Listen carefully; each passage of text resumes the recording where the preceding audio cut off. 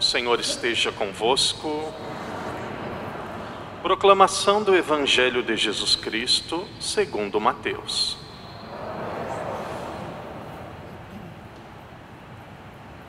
Naquele tempo, Jesus retirou-se para os lados de Tiro e Sidônia. Então uma mulher cananeia, vinda daqueles arredores, começou a gritar: Senhor, filho de Davi, tem compaixão de mim.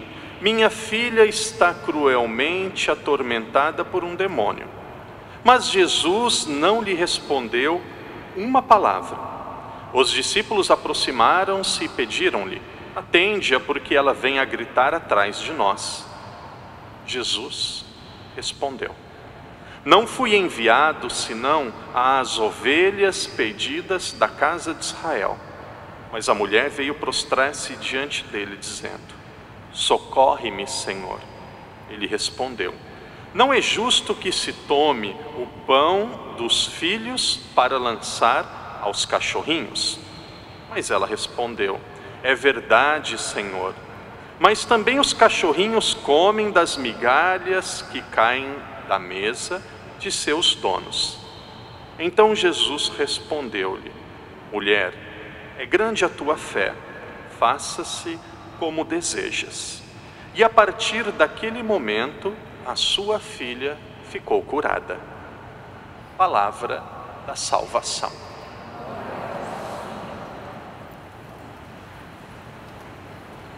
Prezados irmãos e irmãs em Cristo, o Evangelho deste domingo é tão belo, que eu gostaria de ter a oportunidade de sentar à mesa com 5, 6, 7, 8, não mais do que 10 de vocês, para nós lermos novamente este Evangelho e analisarmos aquilo que nós lemos. Este Evangelho, sem exagero, é uma obra de arte.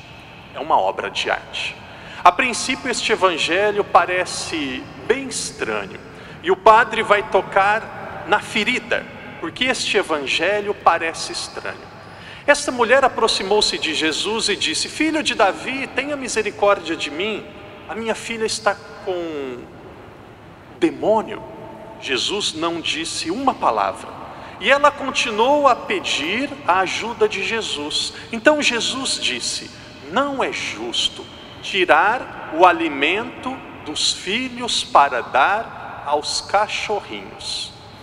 A Bíblia não pode dizer mentira. Tudo que está na Bíblia é verdade. Jesus chamou esta mulher de cachorrinho. Jesus chamou esta mulher de cachorrinho. O Evangelho diz em palavras muito claras: não é justo tirar o pão da mesa dos filhos para dar aos cachorrinhos. Se a Bíblia não mente, por que Jesus chamou esta mulher de cachorrinho? Imagina se o padre usar esta palavra e falar isso de alguém: amanhã ninguém me encontra mais em Macau. Por que Jesus disse isto? Vamos mergulhar no Evangelho e percebemos a beleza deste texto. Ela disse 3 coisas: filho de Davi, tenha misericórdia de mim, a minha filha está atormentada pelos demônios. Primeira coisa que ela disse: filho de Davi. O que significa filho de Davi? Filho de Davi, filho é quem vem depois. Se Jesus era filho de Davi, Jesus veio depois de Davi. Jesus era um descendente de Davi. Jesus era um grande rabino judeu. Ela disse que Jesus era um grande rabino judeu. E aqui entra uma grande crítica de Jesus aos judeus. Se Jesus era apenas um grande rabino judeu, Jesus deveria fazer como os rabinos judeus. E para os judeus, aqueles que não eram de Israel, ela era uma cananeia, aqueles que não eram de Israel não eram filhos de Deus. Aqueles que não eram de Israel não mereciam atenção. Aqueles que não eram de Israel, Deus não precisava zelar por eles. Ou seja, se Jesus era apenas um judeu, para Jesus, ela era apenas um cachorrinho. Jesus não estava dizendo que ela era um cachorrinho. Jesus estava criticando a maneira dos judeus verem as pessoas. Jesus não era filho de Davi, Jesus era Deus e é Deus entre nós. Primeira coisa que o padre quer dizer a vocês, teologicamente, olhando a partir da realidade teológica, da realidade bíblica, a partir do conhecimento intelectual, se fosse uma prova, essa mulher tiraria 0. Ela não conhecia Jesus. Ela pensava que Jesus era apenas um rabino, era uma pessoa comum.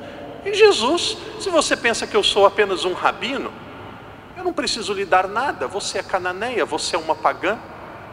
Porém, Jesus elogiou a fé desta mulher. E aqui entram 2 virtudes que mesmo nós não tendo conhecimento de teologia, que mesmo nós não tendo um conhecimento pleno sobre Jesus, existem 2 virtudes que nós devemos cultivar na nossa vida. A virtude da fé e da perseverança. A virtude da fé e da perseverança.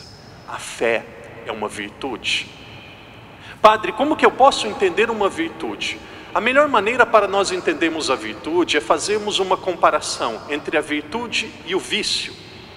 A virtude e o vício têm algo em comum e algo em incomum. O que a virtude e o vício têm algo em comum? Virtude e vício, ambos são repetição. A virtude e o vício, ambos são repetição. O vício é uma repetição de algo que é ruim. A virtude é uma repetição de algo que é bom. Uma pessoa que bebe todos os dias, perdão se o padre ofender alguém, eu preciso dizer a verdade. Uma pessoa que fuma todos os dias, uma pessoa que bebe todos os dias, uma pessoa que se prostitui todos os dias, é uma pessoa viciada. Uma pessoa que reza todos os dias, é uma pessoa virtuosa, porque é a repetição de algo que é bom. Se a fé é uma virtude, a fé precisa ser uma repetição de algo bom. E eu confesso que na nossa vida, Deus vai nos dar algumas oportunidades de nós exercitarmos a nossa fé. Eu não gosto muito de partilhar sobre a minha vida, mas agora eu não consigo encontrar um exemplo melhor do que aquilo que aconteceu comigo esta semana.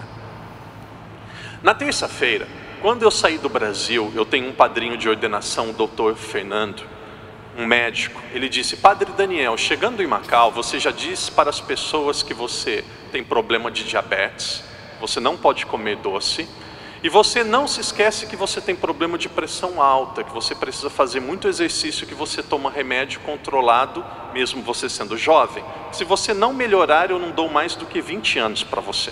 Você pode contar para todo mundo. Eu não disse antes para não preocupar ninguém, porque eu pensei que era um pouco de exagero do médico.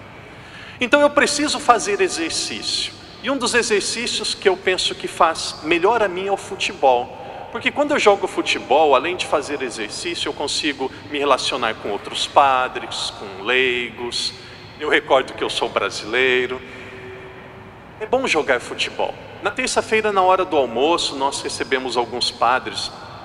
Nós temos aqui o Padre Stan, um padre polonês que veio visitar a nossa comunidade. Padre Stan, welcome to Macau. I'm saying about you. I hope you can have a very good time here. Welcome to our community. O Padre Stan e outros padres estavam à mesa e o meu superior disse assim: Padre Daniel, nós vamos jogar futebol hoje à noite. E eu disse: ok, vamos jogar futebol no seminário. Você é responsável por preparar a bola e a bomba para encher a bola.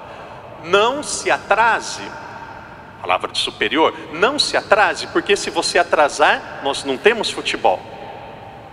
Tudo bem, eu disse: padre, eu tenho uma missa, vai ser uma missa em português, a missa das 6, e depois às 6h30 eu estou livre, 5:50 eu estou em casa, 5 minutos para tomar uma água, nós vamos juntos. Eu estava celebrando a missa, não estava pensando no futebol, mas eu estava celebrando a missa com toda a piedade, e quando eu celebro a missa é a coisa mais importante do mundo. A coisa que eu mais amo fazer no mundo é celebrar a missa. Como que eu gosto de ser padre. Para mim ser padre é um prazer. Eu amo ser padre, é a coisa que eu mais gosto. É o que eu mais gosto. Por isso alguém pode falar que o meu cantonês é ruim, alguém pode falar que a minha pregação é chata, alguém pode falar que eu durmo, mas nunca ninguém poderá falar que eu sou um padre preguiçoso. Não podem, porque eu amo ser padre. Acabou a missa, eu estava saindo aqui da igreja, indo em direção à casa, e eu comecei a pensar no futebol. Apareceu alguma pessoa e falou: padre, você pode atender a minha confissão?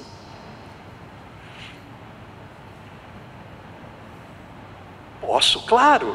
E eu pensei, eu vou atender a confissão, eu tenho só 7 minutos, eles vão esperar por mim para ter a bola e a bomba. Se não tiverem a bola e a bomba, não tem futebol. Mas se eu não atender a confissão, que padre que sou eu?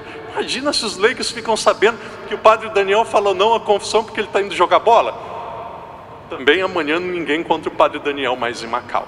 E eu disse, sim, claro, vamos para o confessionário. Eu fui para o confessionário, terminou a confissão, e veio outro: padre, é rapidinho, você pode atender a minha confissão? Foram 12. 7h20, eu terminei a confissão e eu disse, o meu superior e os outros padres vão me matar. E eu saí da igreja, a primeira coisa que eu fiz foi ligar para aquele padre. Eu disse assim: padre, perdão, eu estava atendendo confissão, vocês continuam fazendo exercício, eu vou para casa, vou me trocar e nós vamos jogar futebol. Ele falou: não se preocupe, take your time. Depois de 15 minutos eu cheguei no seminário, nós começamos a jogar futebol.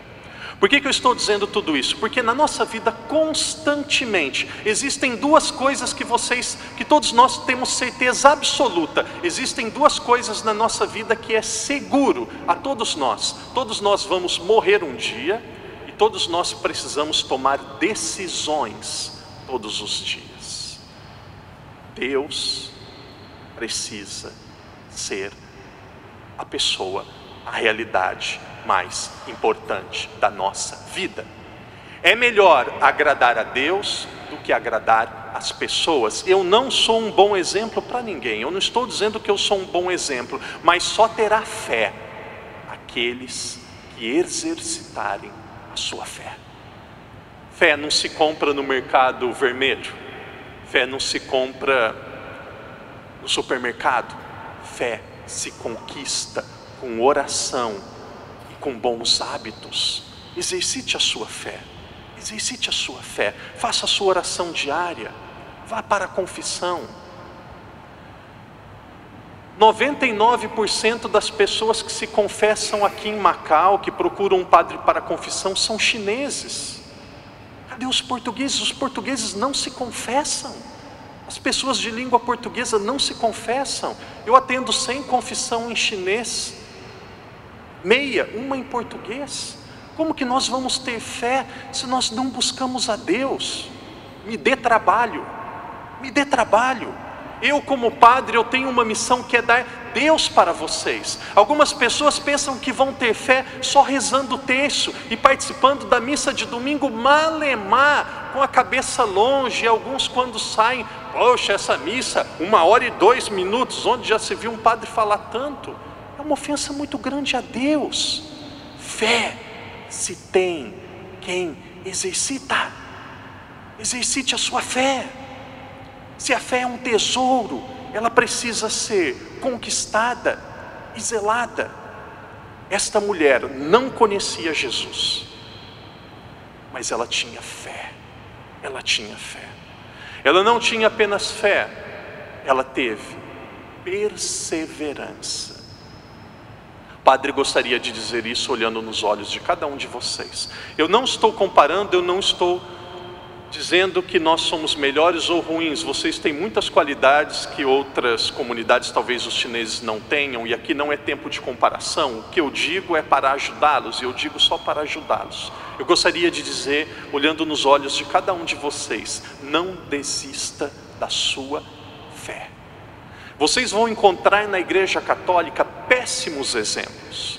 Antes de ser padre, quando eu fiquei no seminário e 11 anos, eu escrevi uma folha as coisas ruins que eu tinha visto no seminário.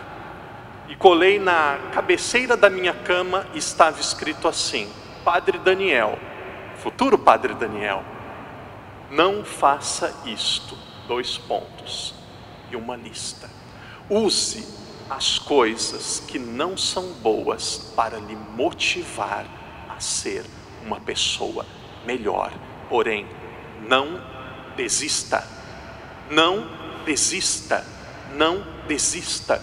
Nada justifica um católico deixar a igreja católica.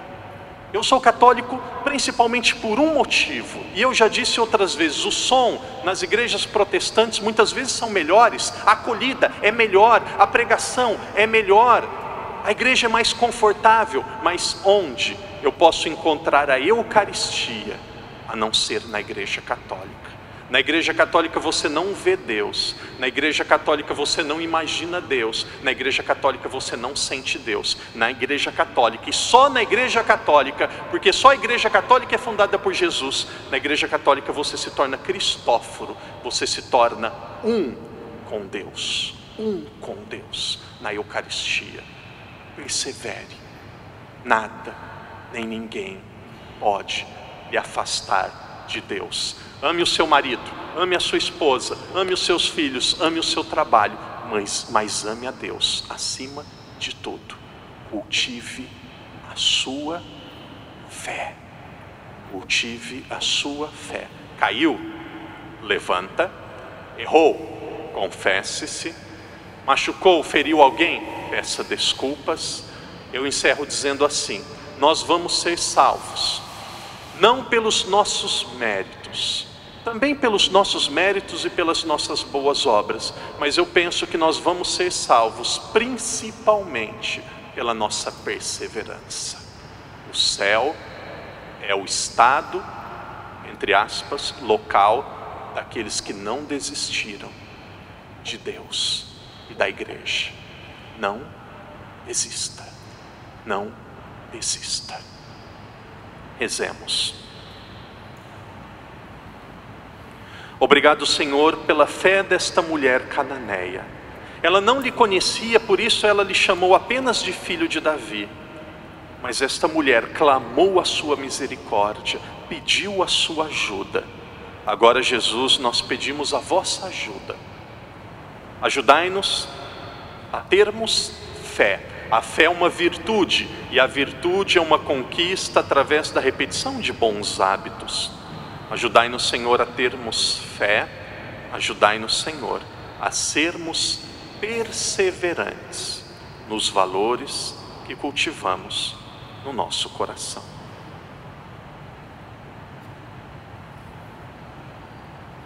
Creio em um só Deus,